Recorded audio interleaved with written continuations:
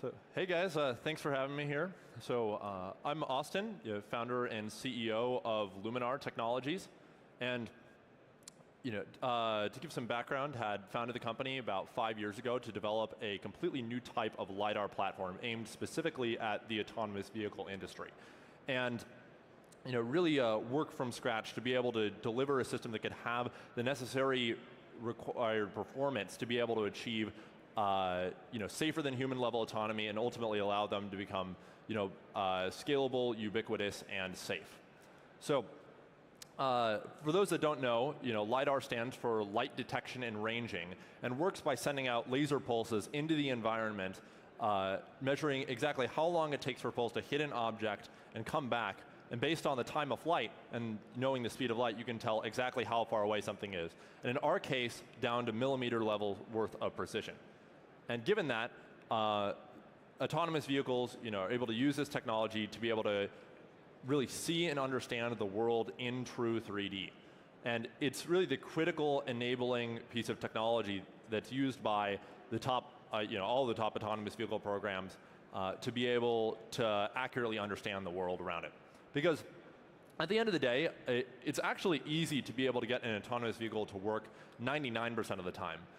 And actually, you don't even necessarily need Lidar for that. The challenge really comes down to that last 1% of all the different edge cases that you have to be able to take into account to accurately see these kinds of everyday driving, but still unusual situations where for example, like let's say when a kid runs out into the street chasing after a ball, or there's an object on the road up ahead in the distance, or there's dead stop traffic.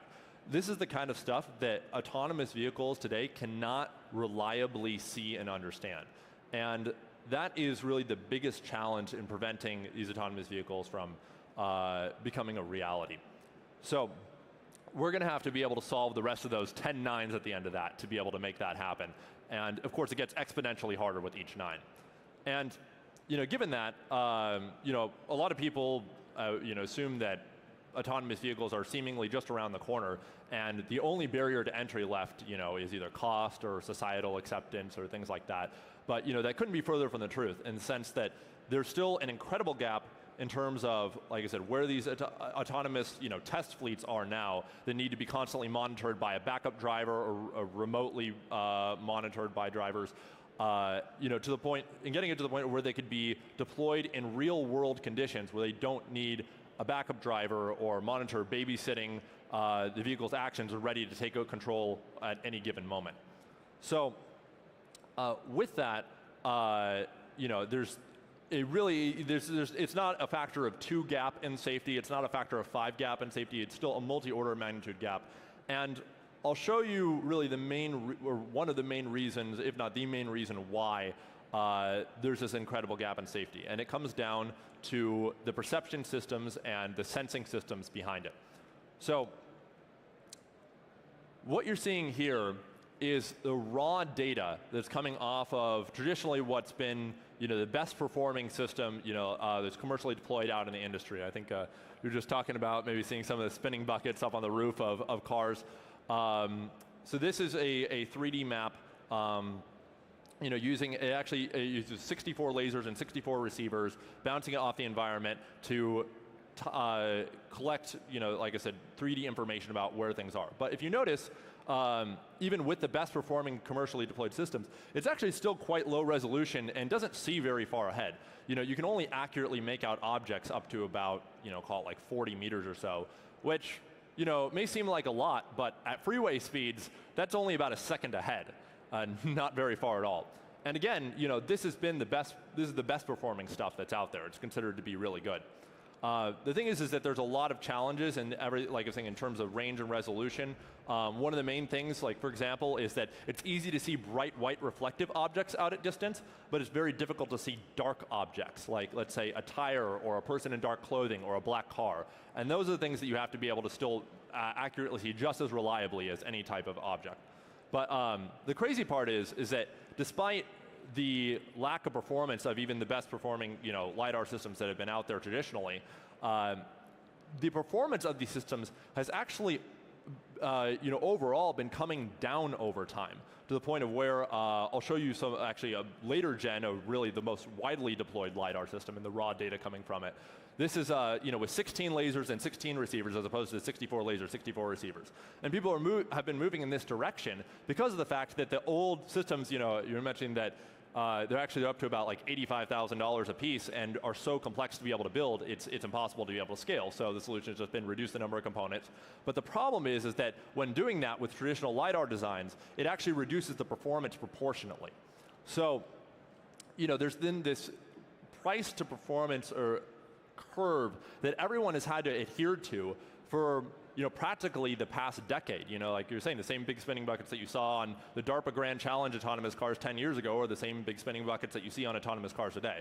And there's a reason for that, is just because, like I said, even despite challenges in performance, it's still been the best that's out there, because everyone has been stuck using the same design space, the same off-the-shelf components, and from the lasers, receivers, scanning mechanisms, processing electronics, all the core LiDAR components, haven't been redesigned at all. So, at Luminar, really founded it to be able to rethink the entire LiDAR design problem from scratch, and knew that it was going to have to take,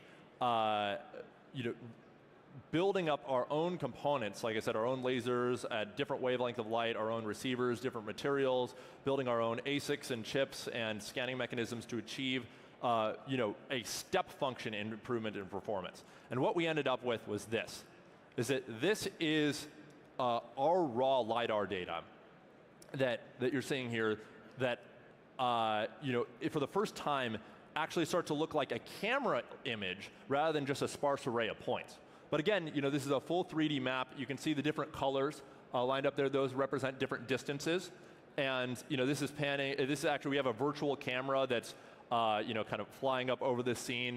This is over the Embarcadero in San Francisco. And you can actually see, people walking across, you can see cars, you can see all this stuff in incredible levels of detail to the point of where you can even make it out by eye. And this is a scene over in London at Buckingham Palace, just to give you a quick snapshot. But again, this is all the raw LiDAR data, coming from these vehicles. So that being said, what we achieved, quantitatively is up to about like 50 times higher resolution, 10 times farther range than some of these best performing systems out there. And for the first time, you can accurately see not just some objects some of the time, but all objects all the time, and deliver the necessary level of performance is required to solve the rest of those 10 nines and actually make autonomous vehicles get to the point where they can be safer than humans and get to the point where they can be realistically deployed beyond just putting together a cool demo of something, and get to it where when you start driving millions of miles, you can demonstrate that safer than human level performance. And this is really the first major step in getting there, and finally what's allowing our customers to be able to, like I said, achieve that step function in performance is going to be required to solve this problem, period. So with that, we've really had to take, with a new approach at this, from a scalability standpoint, you had to take that hugely into account, because at the end of the day, if you have great technology but you can only make one of them, that doesn't mean anything for the auto industry.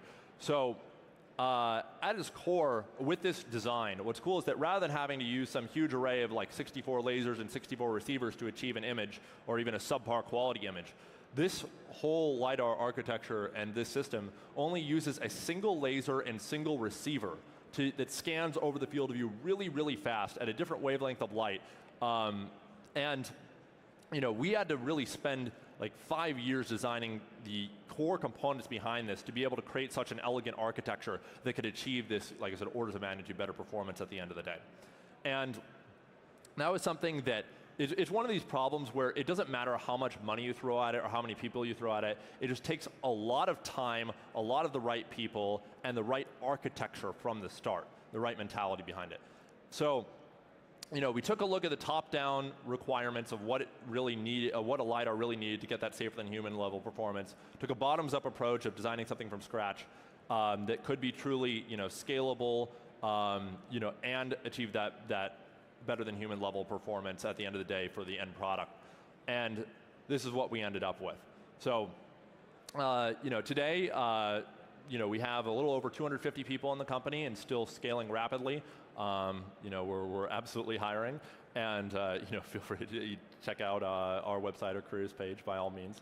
But we are continuing to ramp on the production side too, exponentially, to be able to get out these products at scale as quickly as possible. So we're actually already delivering these systems in low quantities or small volume runs, relatively speaking, to initial 4 partners.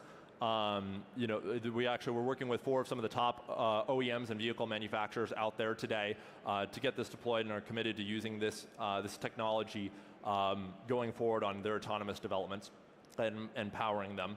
But we're kicking off a 10,000 unit run at the end of this year to be able to allow these companies and our customers to scale their autonomous test fleets to the necessary size and get the necessary quantities of data to get, to train their systems to get that safer than human level performance at the end of the day. And while 10,000 doesn't seem like a huge amount for the traditional auto industry, for the Lidar space, it is a multiple of the global manufacturing capacity of these high performance Lidar sensors traditionally. So it does mean a lot for the industry in the sense that, we're no longer going to be limited by the number of Lidar sensors that can be produced to have the number of autonomous, even just test cars out on the road, where now you can scale to the necessary size of fleets that are going to be required to collect that level and quality of data. So that's really just the starting point for us, though. We're looking forward to being able to scale ultimately to millions, tens of millions of units, and move towards our overall vision of making autonomy both safe and ubiquitous as quickly as possible. So, yeah, thanks guys for the time here. We actually have one of our LiDAR-equipped vehicles outside the hall here. If you guys are welcome to come by, check it out. I'll be around too, and you can see, check out a live demo of this. But yeah, thanks for the time. Right.